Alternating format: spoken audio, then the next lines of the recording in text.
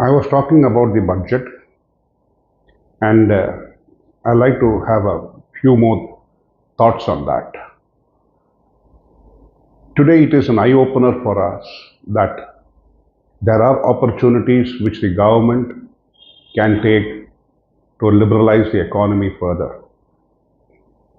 We should understand that the government has been working behind the scenes, working hard to give the benefit to the honest taxpayer.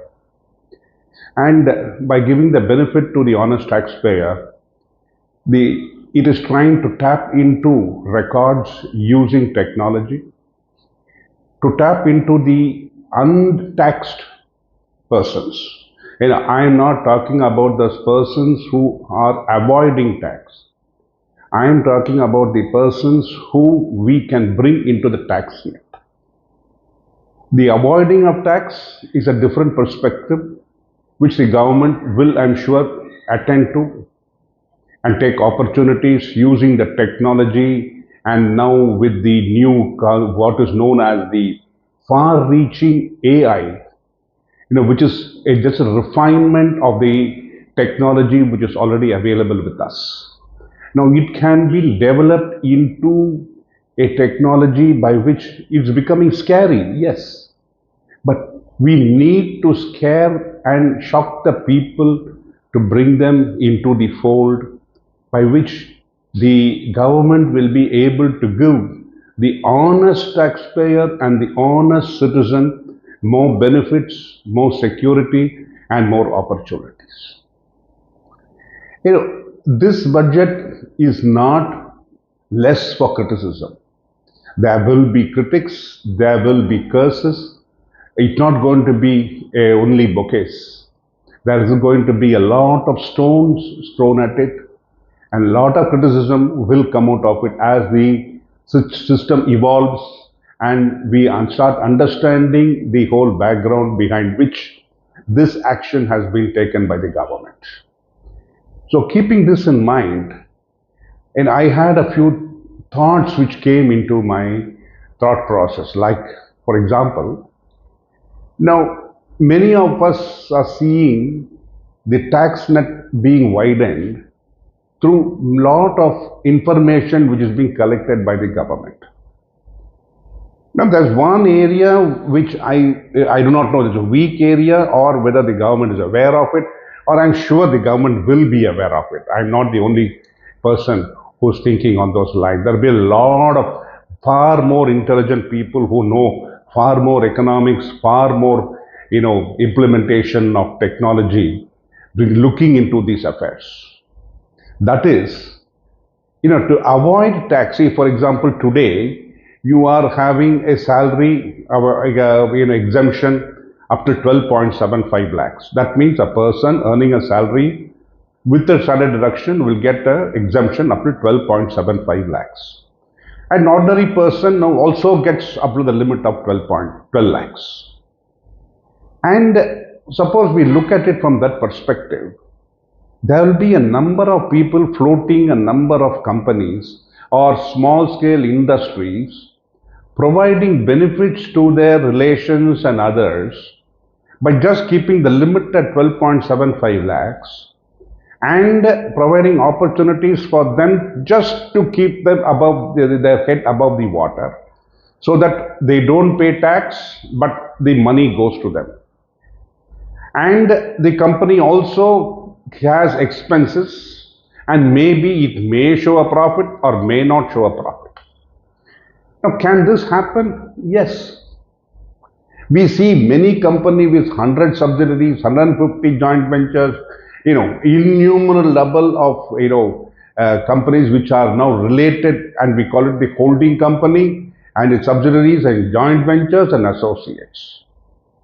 Now, if I do not know whether it's true, but many of these, when we read at the information which is flowing through the market, and read between the lines, putting the paper up to the light and reading between the lines, as Global does it in that movie where they find out when they sent the first John Glenn to the moon, the first attempt, she puts up the paper to the light and sees what has been redacted and hidden.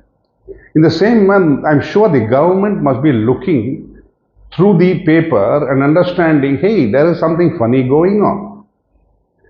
The reason I was surprised to read that a chaiwala, a driver, and the local gardener were the directors of a company.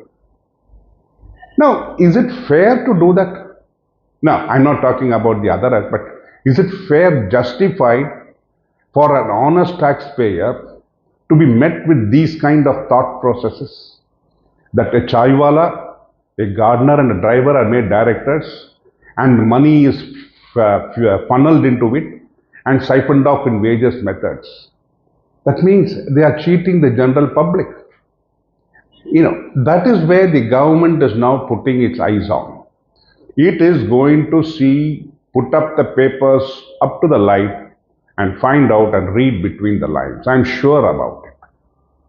I'm sure they will bring regulations to control this evil practice. I call it evil practice because it hurts the nation as such. And when it hurts the nation, it hurts each individual Indian.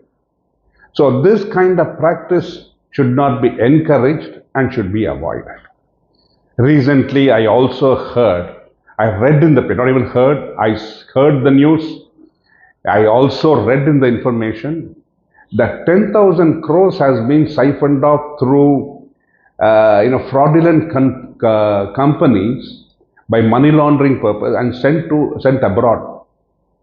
It has been caught. And those people have been held by professionals. Professionals are trained to guide those people to fall within the parameters of a law.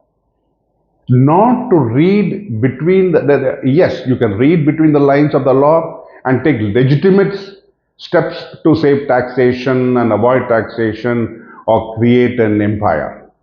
But reading between the lines and going beyond the law, just saying that, hey, this may not be looked into from this aspect.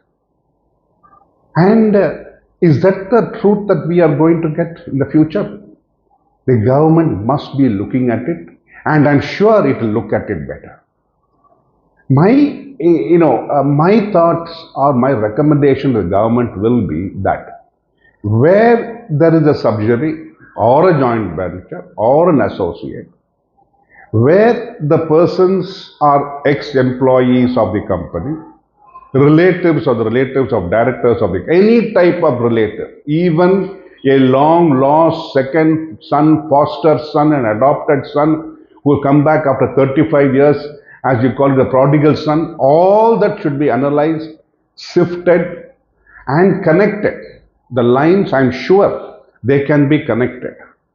And based on that, the government should take steps to see that those companies which are floated are not for the purpose of siphoning of funds and not for the transfer of funds from A to B, from a genuine investor company to B company to C company to A company, to where the funds are misused and brought back for the purpose of the personal wealth and increase of the of any party. So, it is disagreeable to think on these lines also. And, because it affects a nation. See, when you live in a nation which is protecting you, giving you every facility, and you keep doing these kind of, things which are abominable to the structure of the thought process, I think we should rethink our process of how we look at business being done here. Well, I'm sure the government is looking at it, will capture the data, and in future those people are going to be in trouble. Well, they have to face the music. They are not going to escape from the law. In a recent case where we have the government's lawmakers who have looked into past cases and found that these have not been attended to be properly by professionals. I like to continue further.